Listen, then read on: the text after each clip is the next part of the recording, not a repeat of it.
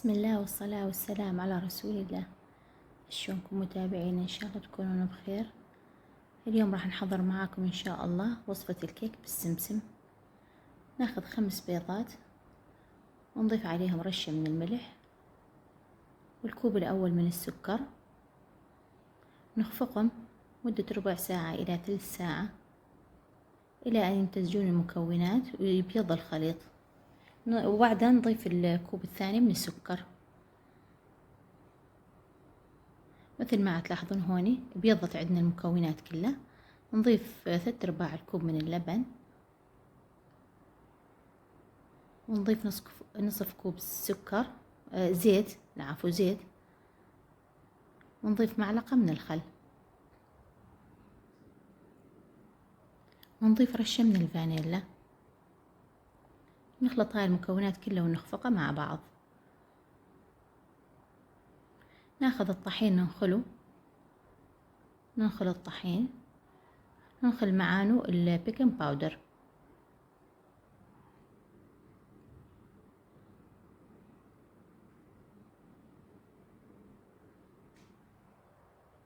ننخلهم ونضيفهم تدريجيا إلى المكونات، نخفقهم مع بعض. الطحين إذا تنخلونه 2 أو 3 مرات يعطيكم نتيجة أفضل، ولا تطولون كثير بخفق الطحين مع الباودر.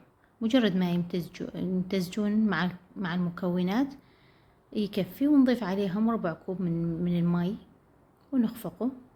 طبعا يكون كان حضرنا قالب دهنانه بالزبدة، ما يحتاج إذا تدهنونه بالزبدة ما يحتاج ترشون علينا طحين. ونرش علينا تقريبا ربع كوب من السمسم، يعني نغطي المنطقة كلها بالسمسم.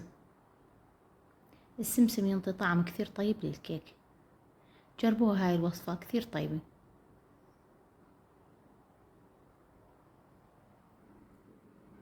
طبعا إذا تحبون تحمصوا السمسم أو تحبون تضيفوه مثل ما هو، أنا ضفتونه مثل ما هو، قلت لي راح يتحمص بالفرن. ونضيف كل المكونات اللي خلطناها. طبعا يكون كن حضرنا الفرن 5 دقائق، كن حمينانه قبل ما نحط خليط الكيك بينه.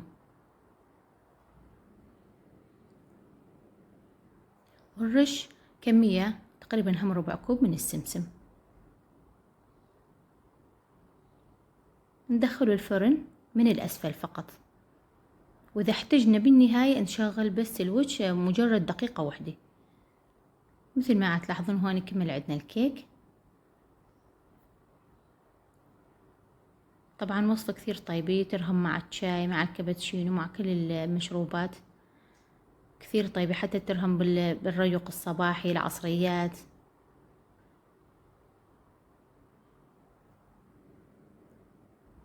ننتظره يبرد ربع ساعة أو نص ساعة ونقلبه. مثل ما تلاحظون هون الظهر مستوي تقريبا استواء ماله نفس الوجه، يعني ما شاء الله كيكة كثير طيبة، وطعم السمسم ورائحته كثير طيب بيها.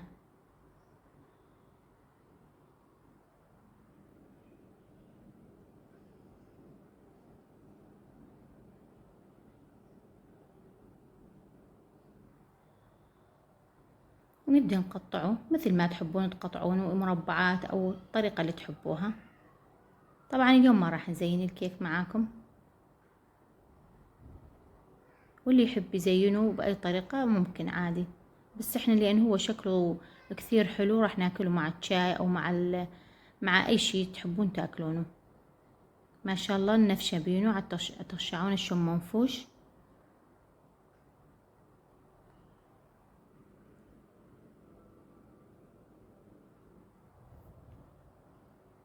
الارتفاع ماله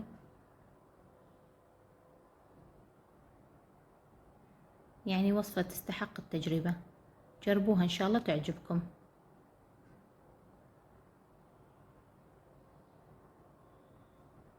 لا تنسون الاشتراك بالقناة وتفعيل الجرس، شاركوا المنشور مع الأصدقاء حتى يستفادون. تعليقاتكم الحلوة واللايكات. شكرا جزيلا على المتابعة.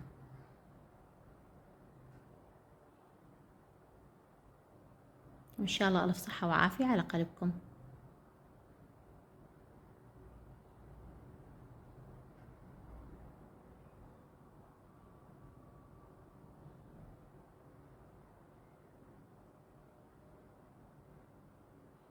أنا هون ضفت عليه القشطة والمربى، كثير طيب طعمه مع القشطة والمربى، جربونه.